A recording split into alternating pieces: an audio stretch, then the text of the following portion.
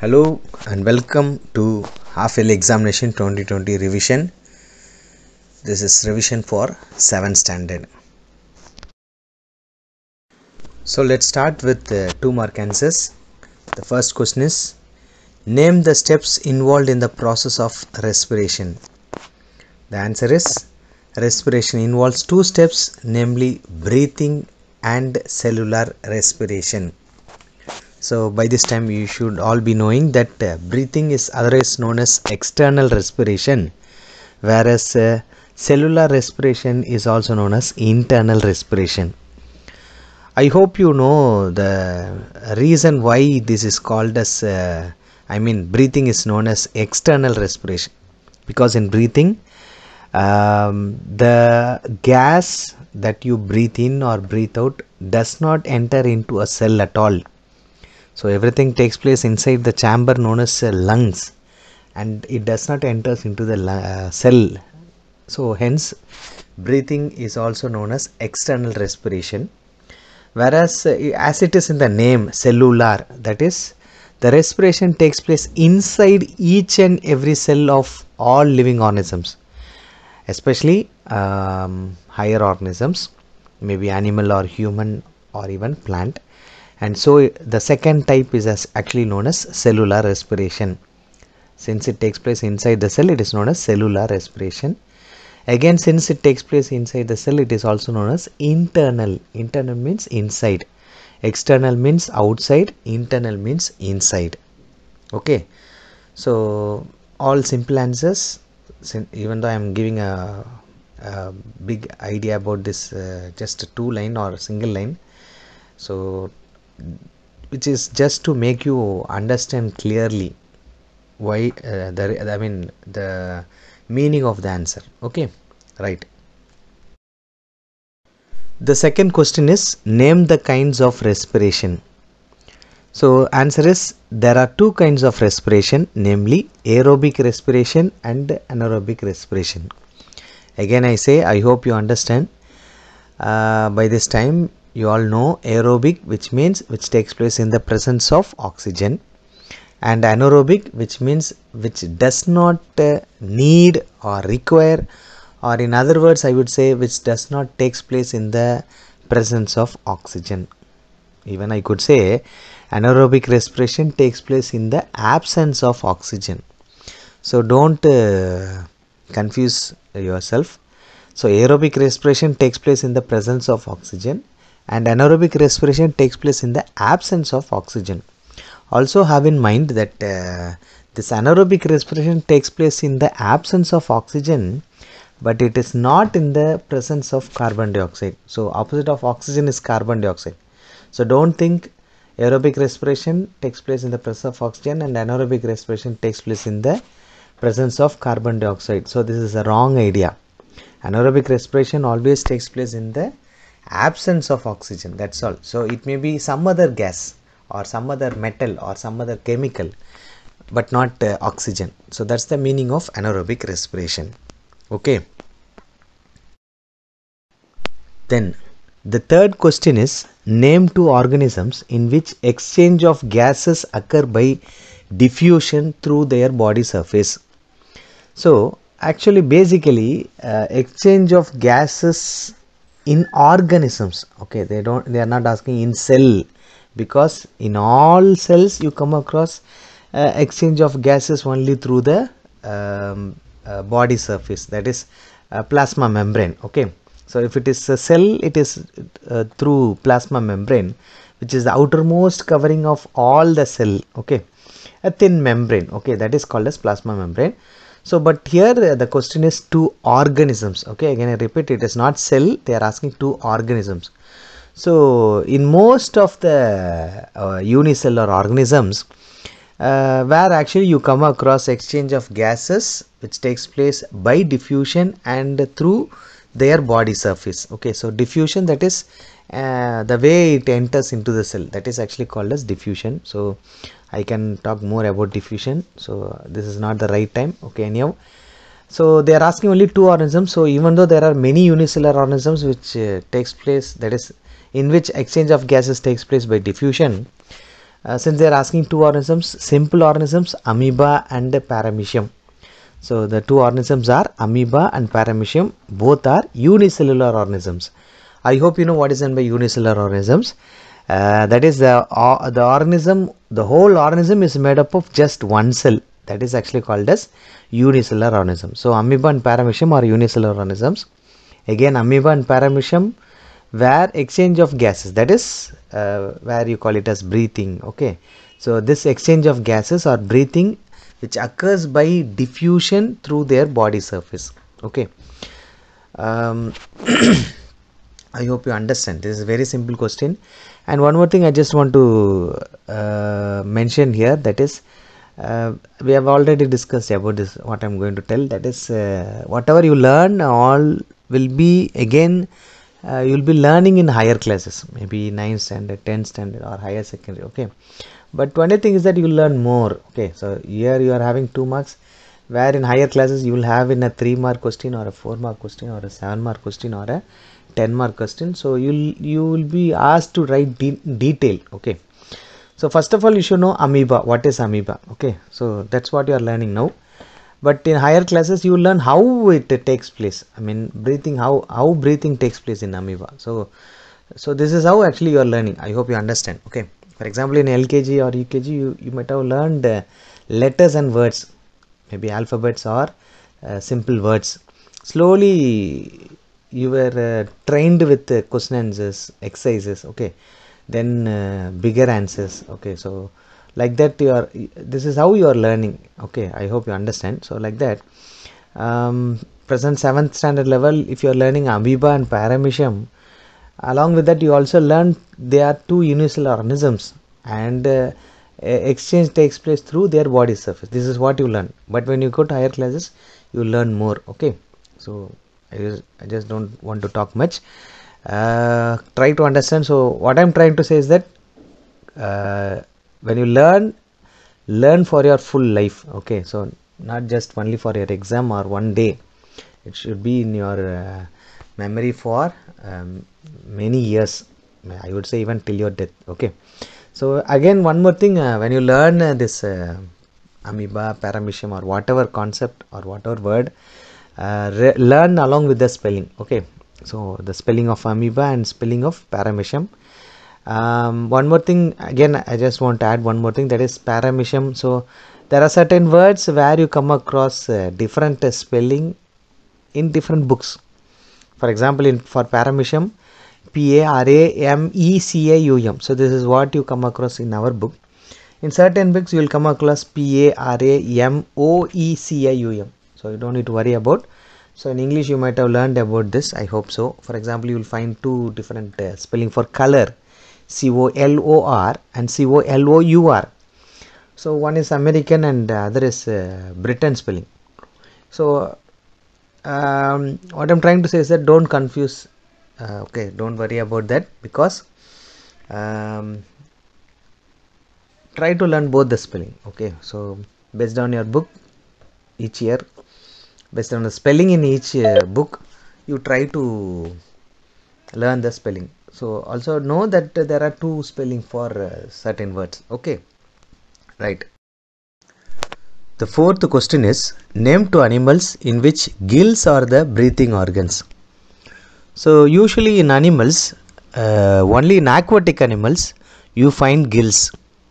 So since they are asking only two animals, in general the answer is gills are the breathing organs of fishes and tadpoles. So I would say they are the breathing organs of all fishes and tadpoles. I hope you know what is meant by tadpole.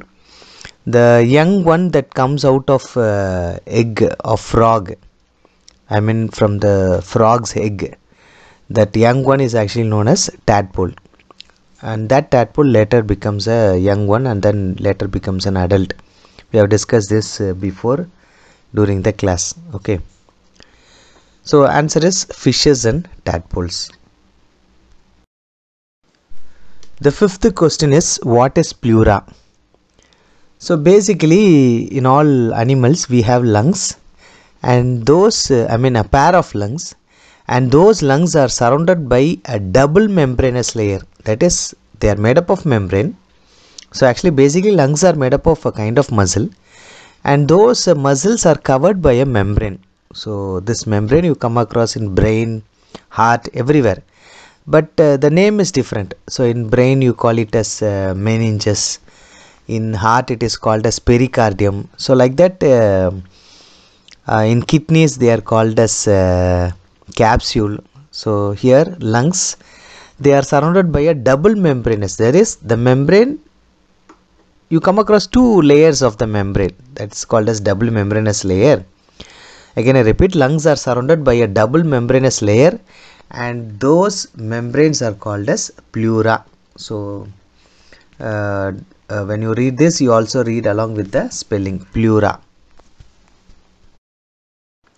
The sixth question is, what are alveoli? So inside each lung, so actually the respiratory system starts with the nose, nostrils, pharynx, larynx, trachea, bronchus and bronchioles. So you come across bronchus. Each bronchus enters into a lung.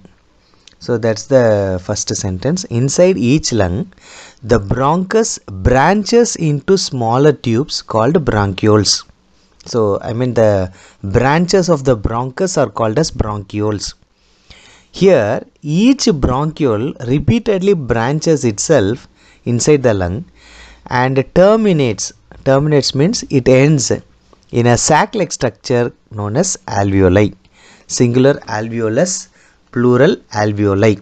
So again I repeat, inside each lung the bronchus branches into smaller tubes called bronchioles. So you find repeated branching. So collectively they are called as bronchioles, and each end of this branch, or I would say each end of the bronchiole, it ends in a small sac. Sac means bag, okay, a small bag like structure or a sac like structure, and those small sac like structures are called as alveoli. The seventh question is, write the percentage of water in inhaled air and exhaled air. So you should be knowing what is meant by inhalation and exhalation.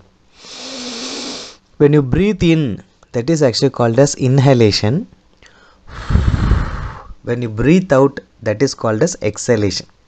In both the cases you come across air or gas getting inside and coming out respectively. So in inhaled air you come across water vapor. So they are asking how much percentage. So inhaled air, that is air that goes inside, contains 0.02 to 0.04 percentage. So 0.02 to 0.04 percentage. Whereas exhaled air, that is in the air that comes out of the lungs, where you come across 5 to 6.3 percentage of water vapor. So when you breathe, actually we come across water vapor, movement of water vapor, because in air you come across moisture. So that moisture is also called as humidity, so which is none other than water vapor. So that goes inside and comes out. So this is the percentage of water vapor going inside and percentage of water vapor coming out. Okay. The eighth question is, what is anaerobic respiration? So if you don't know, just recall what you have learned in lower classes, which you will learn also in higher classes. Anaerobic respiration. The other name of anaerobic respiration is fermentation. So the question might be asked like this: what is meant by fermentation? The answer is, respiration in the absence of oxygen is called anaerobic respiration. So this is what we learned in the second answer, I suppose. Second answer of today's class. Respiration that takes place in the absence of oxygen is known as anaerobic respiration, which is also known as fermentation. And in this process, breakdown of food takes place in the absence of oxygen. So first of all, you should be knowing respiration is none other than breakdown of food, that is respiration in the sense we are discussing here about intracellular respiration. So all respiration, that is all kinds of intracellular respiration, is none other than breakdown of food or breakdown of glucose. So it is not so only glucose will break down. In some cases, especially when there is lack of glucose, fat will break down, or even protein may break down. So all this you learn in higher classes. So there are many concepts behind this. So actually I would say we have this insulin, glucagon like hormones, which actually control this breakdown of food, which should be broken down, is decided by these hormones. Okay, so that we'll learn in higher classes, but time being, in this process breakdown of food takes place in the absence of oxygen. Again I say absence of oxygen, it doesn't mean presence of carbon dioxide, so that is wrong. Okay, it is not in the presence of carbon dioxide. Absence of oxygen means it may be of some other metal or some other chemical, okay, except oxygen.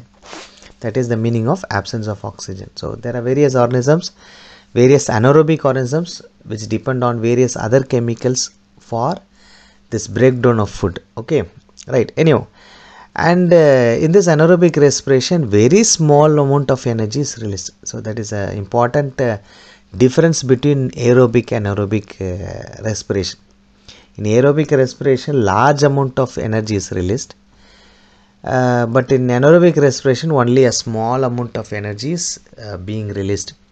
And the reason behind this is in aerobic respiration, complete oxidation takes place, and due to that more energy is released, but here it is partial, and because of the partial breakdown of food, only some energy is released.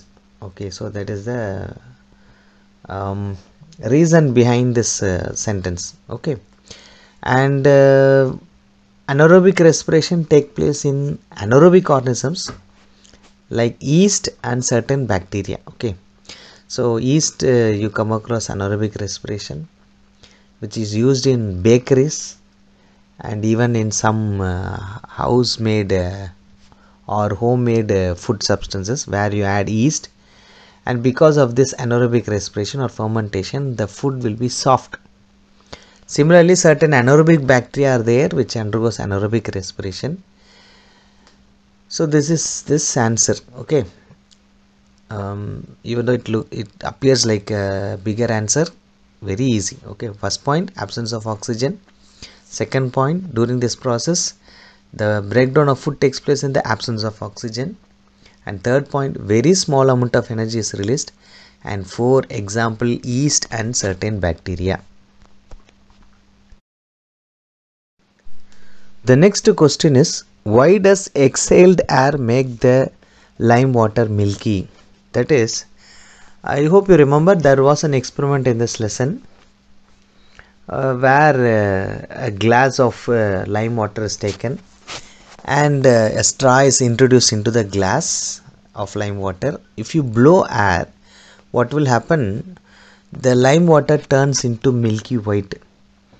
And the reason behind this is, when you exhale, the exhaled air, I hope you know what is meant by exhaled air, that is the air that you breathe out. That exhaled air contains more amount of carbon dioxide gas, and hence this carbon dioxide, when it mixes with lime water, it turns the lime water milky. So that is that experiment. Okay, so based on that experiment they are asking this question. So the answer is, exhaled air contains large amount of carbon dioxide and hence it turns the lime water milky. That is, the color of the lime water turns milky white. That's the meaning of that last two words.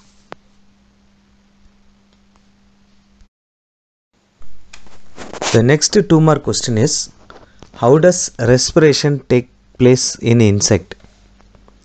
In insects like cockroaches and grasshoppers, in most of the insects, many small pores called spiracles are present on their lateral sides of the body. So many small holes will be found, and those holes are called as spiracles. But in some insects, apart from this spiracles, a network of air tubes will be present inside the body. This network of air tubes are called as trachea, which actually help in the gaseous exchange.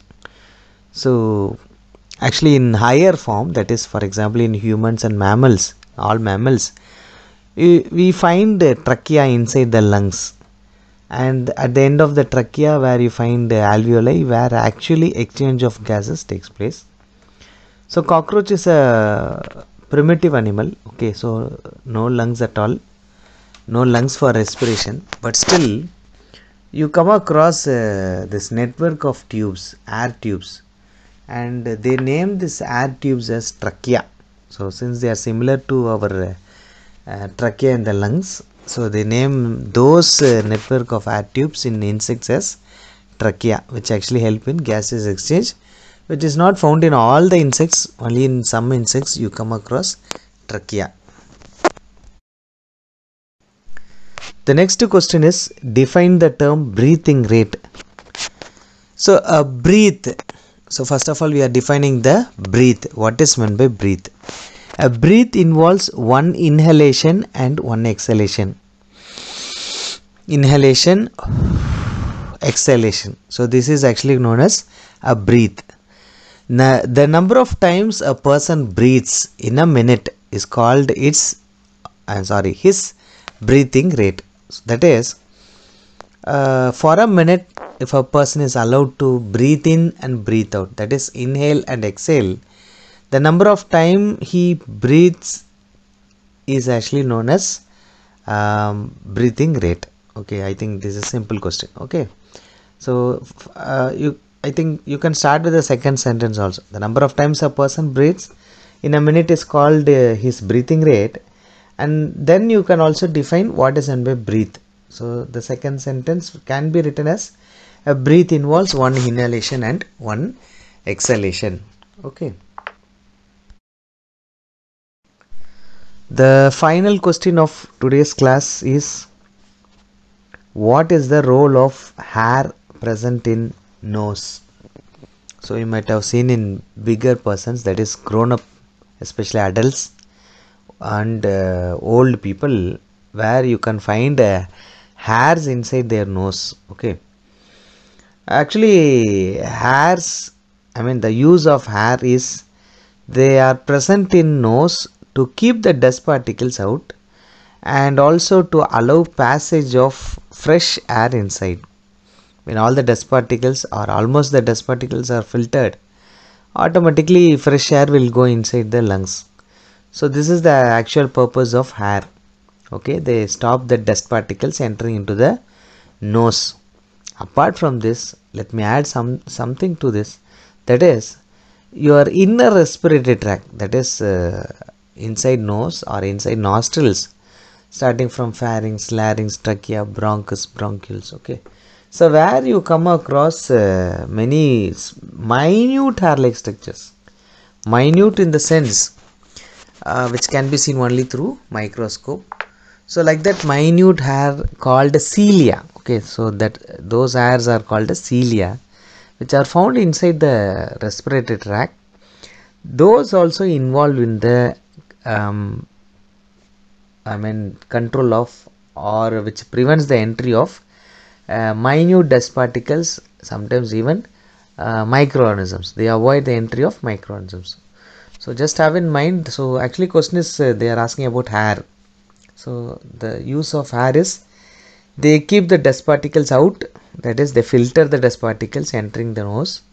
And second one is, since they filter the dust particles in the air, you come across free passage of fresh air inside the lungs or inside the respiratory tract. Okay, so very easy answers. Just go through, memorize and put in your mind and do well in the exam. Thank you. God bless you. Praise the Lord.